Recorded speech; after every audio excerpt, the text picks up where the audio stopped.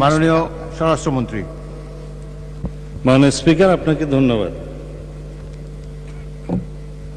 আপনি প্রথমত আমি প্রশ্ন রাখবো, মাননীয় বিরোধী দলীয় নেতাকে কোন বিধিতে এই সময় বিফোর 71 অ্যালাউ করেছেন?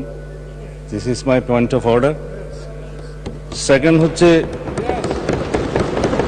যদি জরুরি জনগুরুত্বপূর্ণ বিষয়ে কোনো মুলতবি প্রস্তাব আনতে হয় সেটার জন্য বিধি আছে, সেই বিধিতে কোনো নোটিশ তিনি দিয়েছেন কিনা রুলস অফ প্রসিডিউর 62 অনুসারে।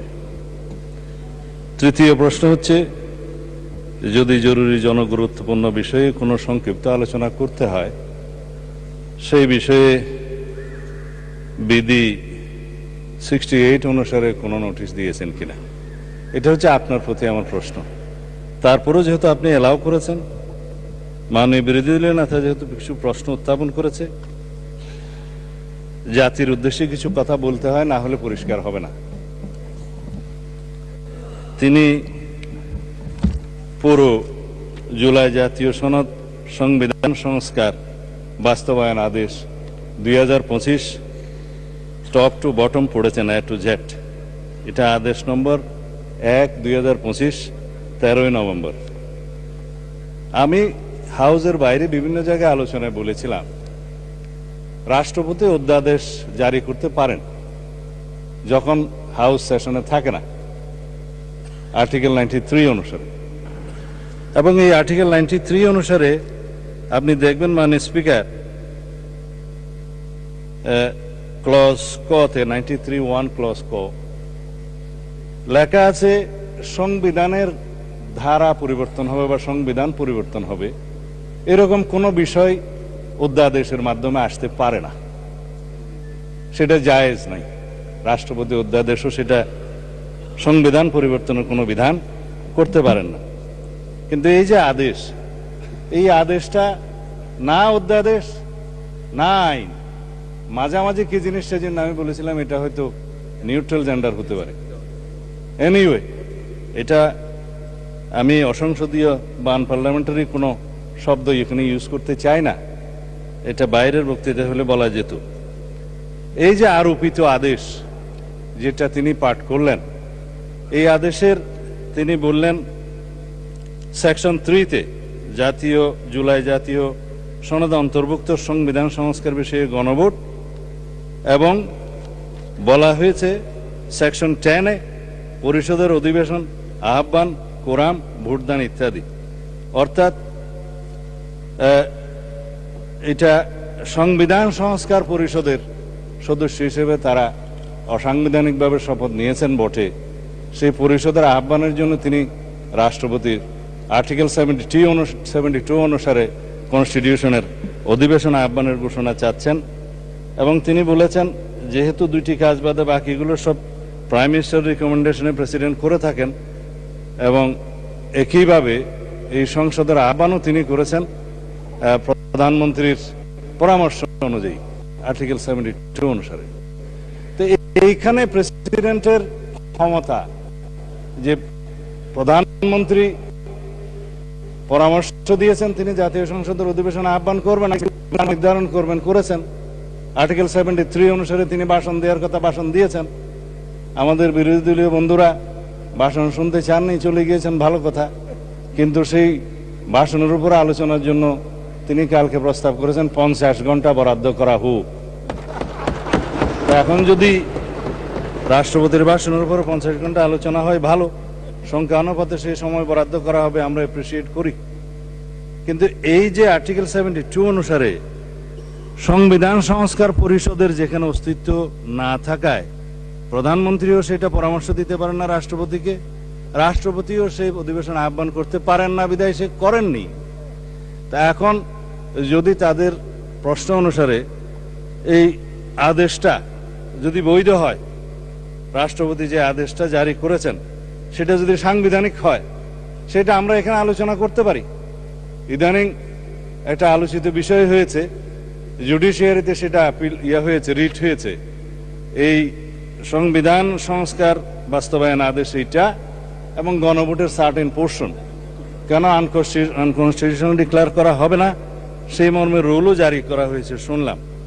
এখানে হয়তো জুডিশিয়ারির মতামত দিবে, বাট জুডিশিয়ারির মতামত এই সোভারেইন পার্লামেন্টের উপরে কখনো বাইন্ডিং না।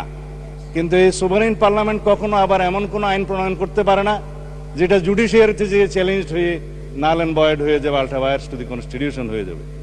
তো সুতরাং আমাদেরকে উভয় দিকে লক্ষ্য রেখে জাতির বৃহত্তর স্বার্থে আইনানুগভাবে এবং সাংবিধানিকভাবে যেতে হবে এই মহান জাতীয় সংসদে আমাদের সমস্ত কার্যক্রম। এখন যদি বলা হয় যে গণভোটের রায় বাস্তবায়নের জন্য সংবিধান সংস্কার পরিষদ গঠন করতে হবে, মানলাম আমরা নির্বাচিত হয়েছি সাংবিধানিক ভোটে। নির্বাচন কমিশনের দুইটাই এখতিয়ার, একটা হচ্ছে জাতীয় সংসদের নির্বাচন অনুষ্ঠান করা, আর একটা হচ্ছে রাষ্ট্রপতির নির্বাচন অনুষ্ঠান করা। এটা হচ্ছে কনস্টিটিউশনাল ম্যান্ডেট, যেটা নির্বাচন কমিশন পালন করতে বাধ্য। কিন্তু আরেকটা আইন হয়েছে গণভোটের জন্য, এটা আমরাও প্রস্তাব করেছিলাম, যেহেতু আইনি ভিত্তি চেয়েছেন সবাই জুলাই জাতীয় সনদের, যে জনগণ কি বলে আমরা দেখি। সেখানে জুলাই জাতীয় সনদ যেভাবে স্বাক্ষরিত হয়েছে, রাজনৈতিক সমঝোতার দলিল হিসেবে ঐতিহাসিকভাবে যেটা স্বাক্ষরিত হয়েছে, তার উপর ভিত্তি করে জুলাই জাতীয় সনদের পক্ষে এদেশের জনগণ আছে কি নাই সেই প্রশ্নে গণভোট হতে পারে। এবং সেটা একদিনে হবে না, 2 দিনে হবে, সেই বাহাস অনেকদিন হয়েছে, অতঃপর একদিনে অনুষ্ঠিত হয়েছে। এবং সেই ব্যালটে গণভোটে হ্যাঁ এবং না লেখা ছিল, কিন্তু এই আদেশটা মাঝখানে জারি করে আরেকটা প্রশ্ন ওখানে ইন্ট্রোডিউস করে দেয়া হয়েছে যে এই প্রশ্নে গণভোট দেয়া হলো 4টা প্রশ্ন, যে প্রশ্নের মধ্যে একটা বিশাল প্রশ্ন জুলাই জাতীয় সনদের সমঝোতা হয়নি, এটা একটা জবরদস্তিমূলক আরোপিত আদেশ করে সেই আদেশের একটা প্রশ্ন গণভোটের মধ্যে দেয়া হলো, যেটা আমার পড়তে লাগছে 3.5 ঘন্টা। জনগণ সেটা পড়ে হ্যাঁ এবং না দিয়েছে কিনা আমি জানি না, তবে 4টা ভোট 4টা প্রশ্ন, সেই প্রশ্নের মধ্যে একটা অ্যান্সার দিতে বলা হয়েছে, আইদার হ্যাঁ অথবা না বলুন। কিন্তু 4টা ভোটে তো 4টা প্রশ্ন থাকা উচিত ছিল যে আমরা কোন কোন প্রশ্নে হ্যাঁ বলবো, কোন কোন প্রশ্নে না বলবো, সেই অপশনও ছিল না। আমি সেই লম্বা বাহাসে যাচ্ছি না, তারপরও গণভোটের রায় যদি বাস্তবায়ন করতে হয়, সেই গণভোট এই আইন অনুসারে, সেই রায় অনুসারে সংবিধানে আগে সংস্কার আসতে হবে, সংবিধানের সংশোধন আসতে হবে। সংবিধানে যদি সেটা আমরা গ্রহণ করি, তারপরে সেই গণভোটের রায় বাস্তবায়নের জন্য তখন সংবিধান যদি এটা কন্টেইন করে, ধারণ করার পরে তখন যদি পরিষদের সদস্য হিসেবে শপথ নিতে হয়, সেটা তখনকার ব্যাপার হবে। সেটা আমরা let us have debate on it. তবে এখন এই সংবিধান সংশোধনের জন্য আমরা এই সেশনে বিল আনতে পারবো কিনা সেটা যথেষ্ট সন্দেহ আছে।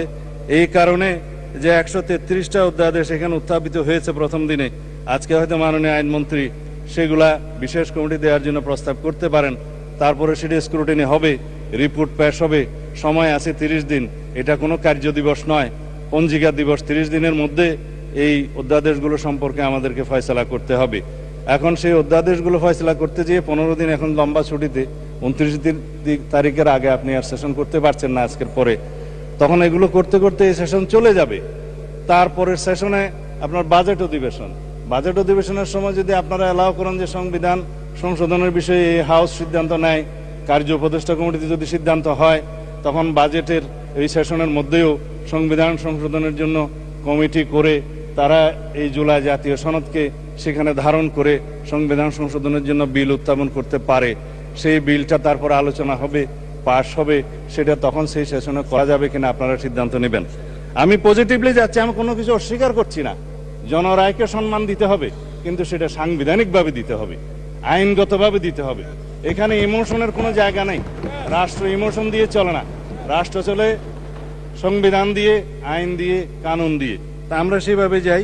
আমি বিরোধী দলে না থাকে যথেষ্ট সম্মানের সাথে এটা প্রস্তাব দিতে চাই যে আসুন আমরা কার্য উপদেষ্টা কমিটিতে সে বিষয়ে আলোচনা করি, কখন সংবিধান সংশোধনের জন্য আমরা বিল উত্থাপন করতে পারবো এবং জুলাই জাতীয় সনদকে আমরা অক্ষরে অক্ষরে পালন করতে আমরা প্রতিশ্রুতিবদ্ধ।